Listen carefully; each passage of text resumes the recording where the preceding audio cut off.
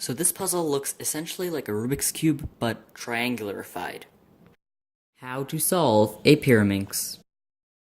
And contrary to popular belief, it is not called a triangle Rubik's or triangle cube or anything else that is not Pyraminx.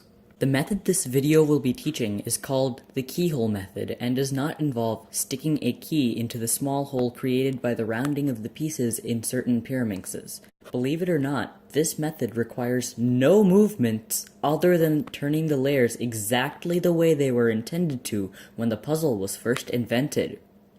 The keyhole method is part of a group of Pyraminx methods called top-first methods, and were said to be better than the other set of methods called V-first by the Pyraminx world champion Drew Brads himself.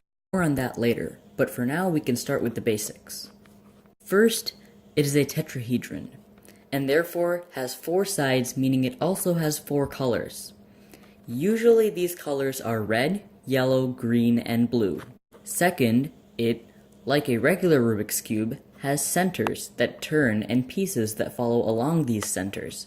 Unlike the Rubik's Cube, it has only 4 centers and each has 3 exposed faces, meaning that the centers cannot be used to define a face like they can on a Rubik's Cube. Okay, so here I have a scrambled Pyraminx, and the first step to solving it would be to solve 2 edges. And the first step to doing this is just find a center, so just pick any center. So this one is yellow, blue, and green, so I chose that center, and now I'm going to put 2 edges, I'm going to solve them into that center. So how I'm going to do that is find one of the edges that fits in there, and that would be blue and yellow. That edge would fit right where this green and red one is, and that edge is right here.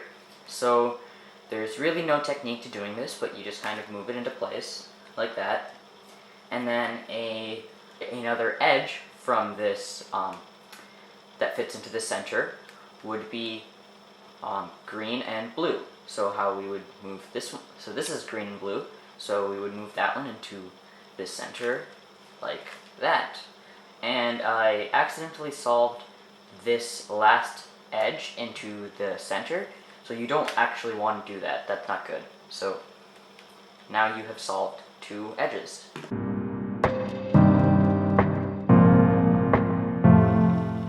So here we have a Pyraminx with 2 edges solved. And the next step is to solve all of the centers. And how to do that, it's really quite simple.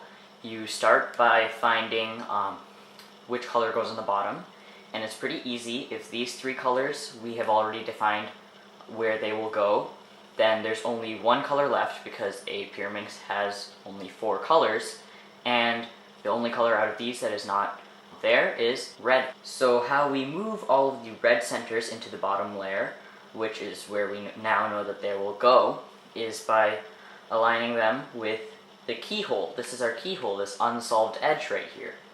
And it's, we got lucky in this case. There's only 1 red center that is not in the correct place. And basically what we do is, let's say it was here, we would move it underneath the keyhole, and then we would just move it into the bottom layer.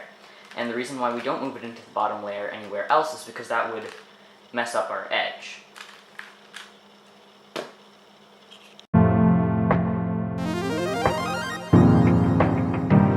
The next step in the keyhole method is to solve the keyhole edge. And what you do is you find the keyhole edge, which is right here, and move it. You look at the bottom sticker color, line it up with the face of that color, and you just do this short algorithm. It is L prime, R prime, L, R. And now the edge is inserted. Now, there's always a possibility that you're going to have the edge just flipped in its regular place. And so it's in the correct place, but it's just oriented incorrectly.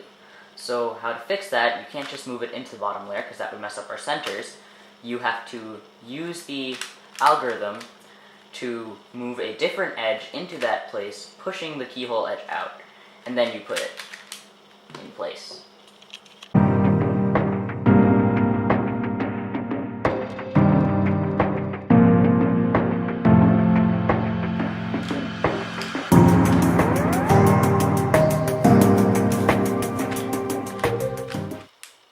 So use those algorithms randomly until you get this case. You recognize it by seeing that all of the edges need to be permutated and there are two misoriented edges.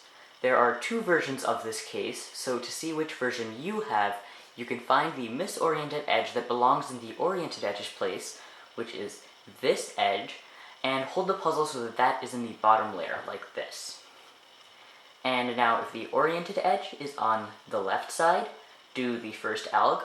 If the oriented edge is on the right side, then do the second alg. So, in this case, it's on the left side, so I'll do the first one. And now the Pyraminx is solved. So, now you can show off to all your friends that you can solve a Pyraminx. And I'll be happy to answer all of your questions if you leave them in the comment section down below. And if you like this video, be sure to give it a like and subscribe by clicking the picture of that cool looking cuber guy. And if you want to see my previous video, you can click on the thumbnail right in the direction that I'm pointing in now. And thanks for watching. I'll see you all in the next video, or I guess it would be more appropriate to say that you will be seeing me in the next video, or at least my hands.